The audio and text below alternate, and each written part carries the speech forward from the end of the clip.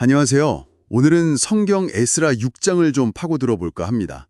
한동안 멈춰 있었던 예루살렘 성전 건축이 아주 극적으로 다시 시작되고 마침내 완성되는 것 과정을 같이 따라가 보시죠. 네, 에스라 6장. 이게 그냥 건물 지은 기록? 뭐 그런 게 아니죠.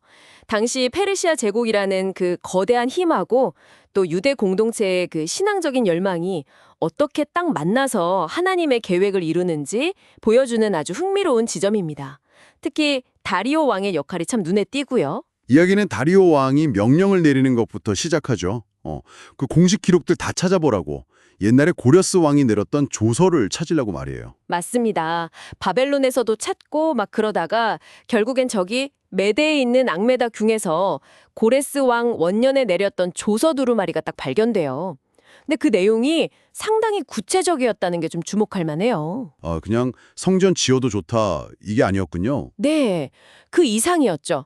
성전 크기, 그러니까 높이 60큐빗, 너비 60큐빗, 이게 거의 27m거든요. 우와, 상당히 크네요. 그렇죠. 거기다가 건축 방식, 뭐 큰 돌 3켜 쌓고 새 나무 1켜 놓고 이런 식으로. 심지어 비용은 왕실에서 대라. 이런 내용까지 있었다고요? 네, 바로 그 부분이에요. 이게 그냥 허락 수준이 아니라 고레스 왕이 정책적으로 유대인들 기완이랑 성전 재건을 아주 적극적으로 밀어줬다는 증거죠. 그리고 또 하나, 느부갓네살이 예전에 약탈해 갔던 그 성전의 금, 은 그릇들 있잖아요. 네네. 그것까지 원래 자리 예루살렘 성전에 다시 돌려놓으라고 명령했어요. 이건 뭐 종교적인 존중도 보여주고 이 프로젝트에 대한 왕의 진심이 느껴지는 대목이죠. 그럼 다리오 왕은 이 고레스 조서를 딱 확인하고 끝냈나요? 아니면 뭔가 더 있었습니까? 공사 절대 방해하지 마라. 오히려 적극적으로 도와라. 이렇게 명령을 내려요. 방해하지 말라는 걸 넘어서 도와주라고요?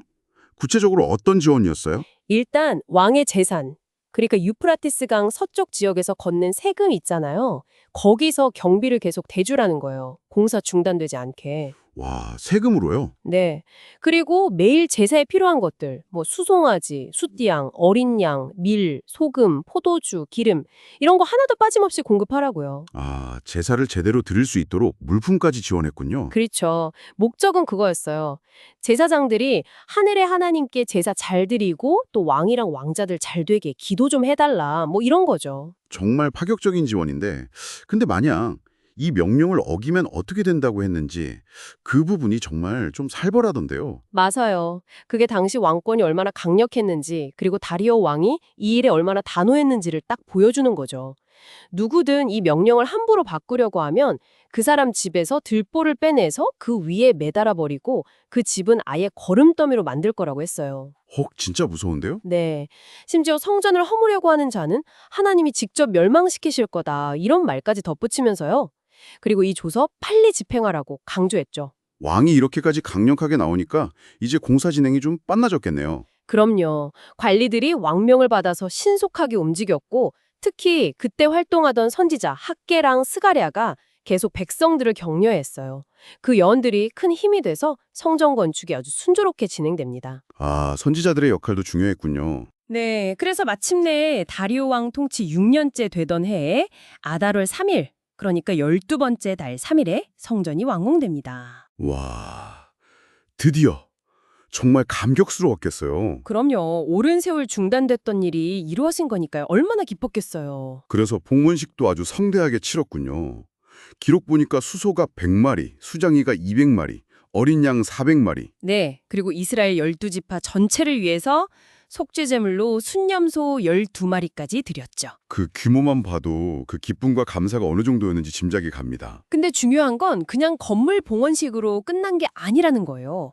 모세의 율법 책에 기록된 대로 제사장과 레위 사람들의 직무 체계를 다시 딱 세워서 하나님을 섬기는 시스템을 복원했다는 거죠. 아, 단순한 건물 완공이 아니라 예배 공동체의 질서 회복까지. 그렇죠.